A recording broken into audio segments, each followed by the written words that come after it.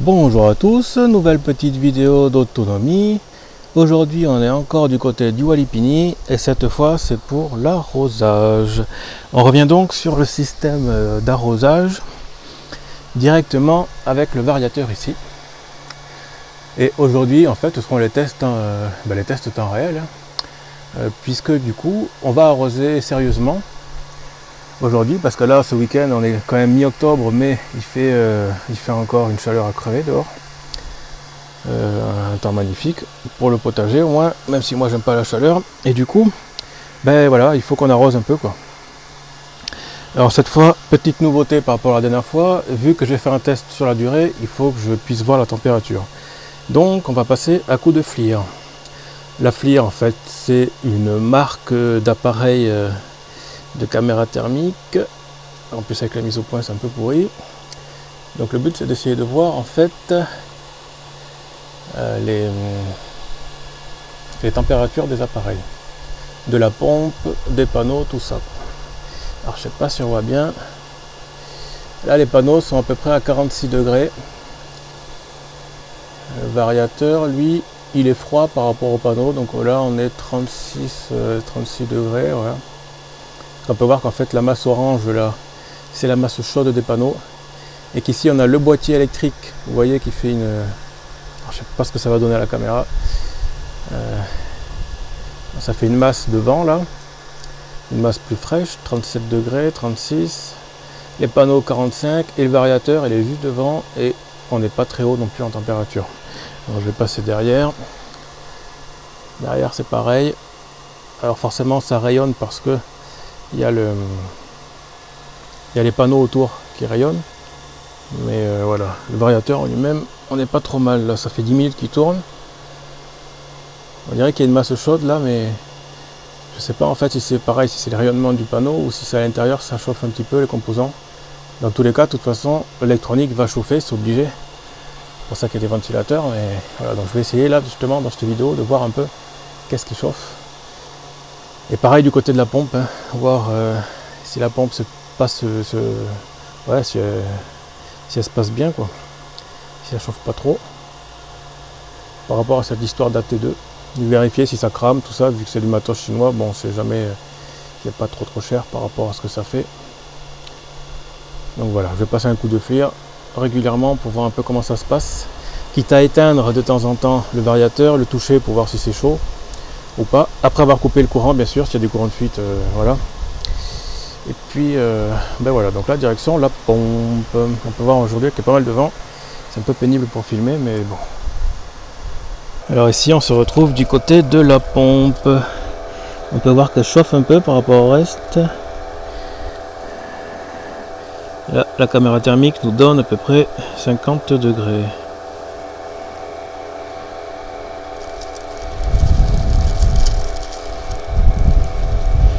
Le fond étant à 29, la pompe chauffe. Donc ce que je vais faire c'est couper le variateur et toucher pour voir si ça semble bon ou pas quoi.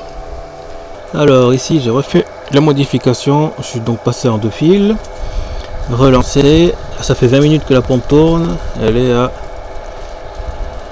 46,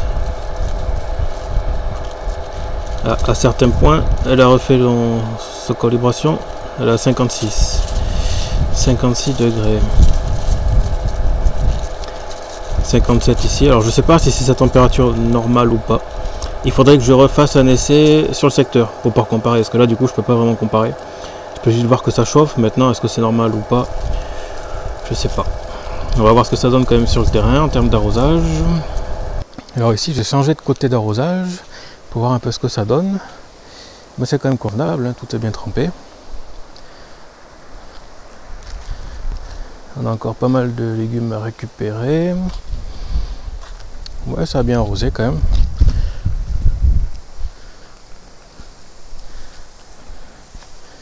Voilà, les jets sont un peu envahis. Pareil du côté du pommier, pas mal de choses récoltées encore. Et on a les arroseurs qui trempent tout correctement encore. Alors de ce côté là ça va aussi.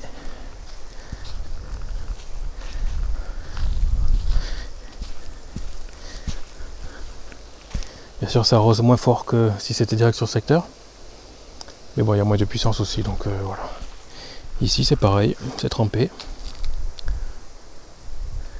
Donc ça s'arrose tranquillement.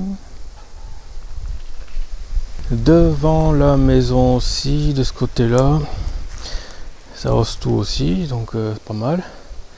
Donc il y a les petits jets là qui trempent bien tout. Avec encore une petite courgette ici récoltée. Donc pas mal. Alors on revient sur le variateur. Il y a toujours la masse bleue devant là. Lui apparemment il n'a pas chauffé. Donc on voit les panneaux au-dessus qui sont à 43. Je sais pas s'il a besoin d'une calibration encore. Mais bon, le variateur lui, il semble froid. C'est derrière. Là non, même ici c'est le radiateur. Donc le radiateur, c'est lui normalement qui doit chauffer pour dissiper les calories de composants de puissance, mais bah il est pas chaud. Donc question variateur, on peut dire que c'est bon. La pompe chauffe, mais le variateur ça a l'air d'aller. Donc voilà, là ça fait à peu près 1 heure que le variateur tourne. Je vais le stopper.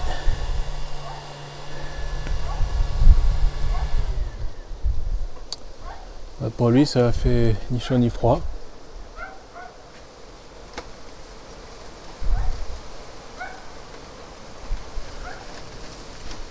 Il y a, ouais, c'est... Bon, le radiateur est tiède. Ouais, de ce côté-là, c'est impeccable. Voilà, donc le variateur, c'est bon. Donc là, on coupe le disjoncteur et je lance un run parce que ça permet de décharger le condensateur en fait. Il se relance et voilà. Maintenant, direction la pompe. Ah, elle s'est recalibrée à 60, 62. Voilà, elle a pas mal chauffé. Alors, petit bilan de cet après-midi de test à propos de la pompe d'arrosage solaire. Alors, d'un point de vue technique, ça fonctionne super bien. Que ce soit en 2 fils ou en 3 fils, c'est nickel. Le variateur semble supporter aussi sans problème d'un point de vue thermique. Il ne chauffe pas. J'ai mis la main devant le ventilateur, c'est nickel. Après les essais, j'ai touché le radiateur après avoir coupé le courant, bien sûr. Il est froid, donc il n'y a pas de souci. Donc lui, d'un point de vue puissance, en fait, ça ne semble pas poser de problème. Même d'envoyer directement le courant continu dedans, je comptais faire une modif donc en virant le pont de diode et puis en branchant derrière, mais pour le moment, en direct, ça fonctionne bien. Donc je me demande même s'il y a besoin vraiment de faire cette modif. Je verrai plus tard, mais bon, de ce côté-là, côté variateur, c'est nickel. Côté pompe d'arrosage, par contre, j'ai un petit doute. Je ne sais pas si c'est normal qu'elle chauffe autant. Donc il faudrait que je compare en branchant la pompe sur l'onduleur secteur, enfin l'onduleur qui simule le secteur du coup chez nous, pour mesurer sa température aussi après 1 heure de fonctionnement comme ça. Parce que là, donc on vient d'arroser à peu près 1 heure non-stop. Donc voilà, la pompe a chauffé un peu. Qu'elle chauffe, c'est normal, mais autant, je ne sais pas. Donc je referai d'autres essais pour comparer. Sinon, correct, que ce soit en 2 fils ou en 3 fils, ça a bien fonctionné. En termes de débit, on était pas mal. Ça a permis d'arroser tout ce qu'on avait besoin. Donc là, honnêtement, je suis assez satisfait et content en fait et étonné même d'ailleurs que ça se passe aussi bien. Surtout du point de vue variateur, parce qu'il a tenu comme ça pendant 1 heure quasiment non-stop, sans broncher, sans chauffer, sans cramer. Pour du matos chinois pas trop cher par rapport à ce que c'est, je suis agréablement surpris pour le moment. Donc je vais continuer les essais, et je vous donnerai encore des comptes rendus comme ça petit à petit en fonction de mes essais. Bon, forcément, en travaillant la semaine, c'est assez compliqué. Là, j'ai profité du week-end. Mais bon, du coup, je peux mettre un peu de temps pour faire la vidéo, surtout que j'ai plusieurs projets en parallèle, donc c'est pas forcément évident. Mais je ferai de toute façon d'autres essais, puisqu'on va s'en servir régulièrement. Là, la pompe est branchée dessus, donc voilà. Donc ne loupez pas du coup les prochaines vidéos de ce type-là, et voir les autres, je pense qu'elles seront aussi intéressantes. Et puis voilà, donc je vous tiendrai au courant, si jamais il y a un problème, si le variateur crame ou quoi, je mettrai dans les commentaires que tel jour il y a eu un souci et ce qui s'est passé, voilà. Et bien sûr, n'hésitez pas à venir nous rejoindre sur le Discord Réseau Autonome via le lien disponible dans la description de ma vidéo. C'est un groupe où nous sommes un bon petit paquet à discuter d'autonomie, de tout autre sujet. Donc si cela vous intéresse, n'hésitez pas. C'est gratuit, c'est pour tout âge. Il vous suffit juste de vous inscrire. Et puis vous pourrez venir discuter avec nous. Voilà pour cette petite vidéo. À plus.